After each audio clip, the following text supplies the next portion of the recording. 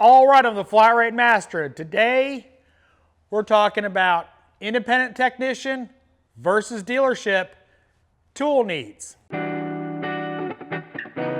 Tool needs, dealer versus independent. Dealership, we're talking, working at a Honda dealership, a Chevrolet dealership, a BMW dealership, whatever, versus working at an independent shop. Now, one of the things you always get into as an independent technician is tool needs. At a Honda dealer, you mostly need what? 10, 12, 14, 17, 19, 21, and 22.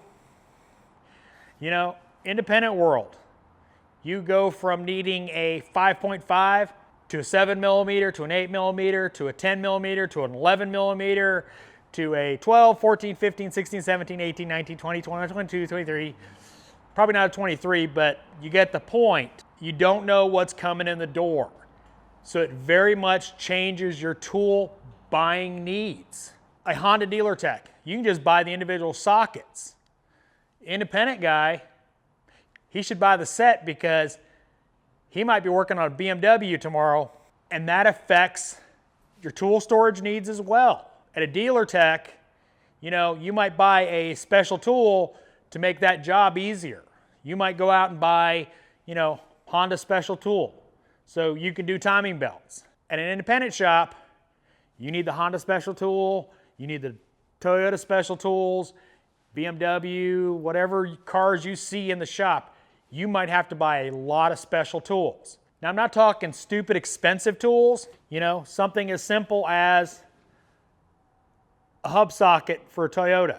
Yeah, a Toyota guy is going to have this, but as an independent guy, you need to have this and stuff for other makes.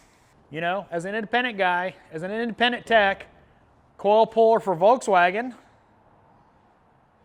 Why? Because if you ever done VR6s, you know this thing is worth its weight in gold, but a Toyota tech would need this. Mini belt tensioner. A Toyota tech wouldn't own one of these, now would he? Nor would a Honda tech. Mini tech would, but an independent tech might need one. There's advantages and disadvantages of working in both environments. In the independent world, we don't have warranty pay.